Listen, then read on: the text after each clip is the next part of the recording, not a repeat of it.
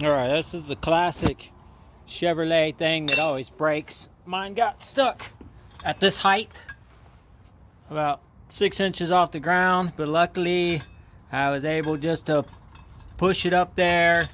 I was able to get this thing up off of this little lock thing and get it out of the tire and drop it, but I had to hold it.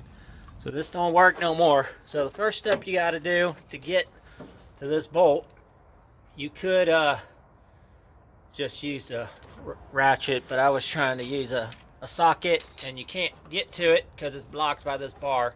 So the first thing to do is take a screwdriver and pop this little plastic thing off. That allows that to drop out of the way. And again, it can't come out of there. There we go. It does come out of there if you just put a little pressure, but that's got to go back on there because that's the guide for the tool. Now I can get my socket, and that does not feel like a 15, 16. No wonder it wasn't feeling right. No, I don't. My eyes just ain't working for me this morning. Nothing worse than when buying a tool set and it skips a number and you're like, son of a gun. All right, let me get that off. Real simple. That just one screw comes off, and put the other one back on. Let's check it out.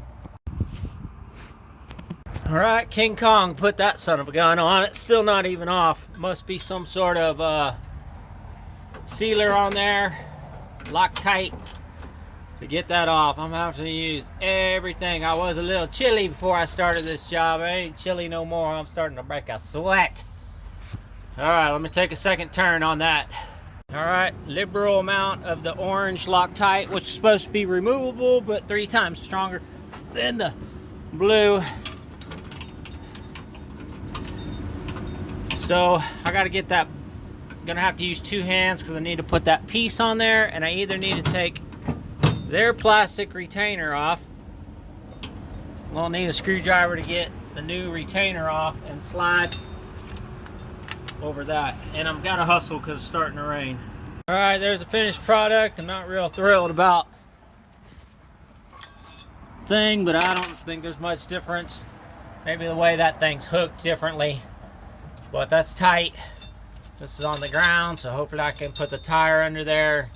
And you're supposed to have some resistance on this while you're tightening it, so that's not going to have any resistance because maybe I'll drag it this way, so it has to drag the tire.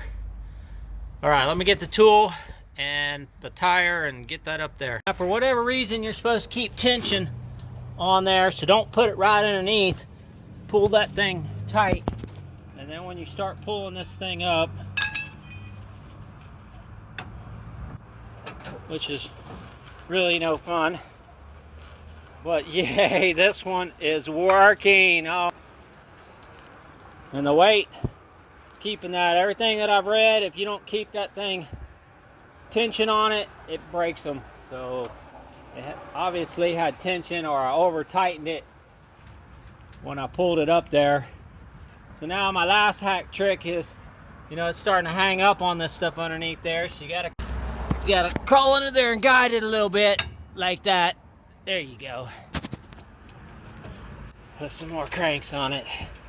Oh, it's coming loose. I didn't lock it into position, being lazy. So don't whack yourself in the face.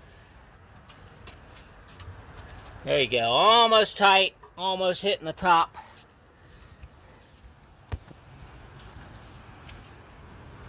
Well, I don't know what it's going to do. It's just going to get tight when it hits the top.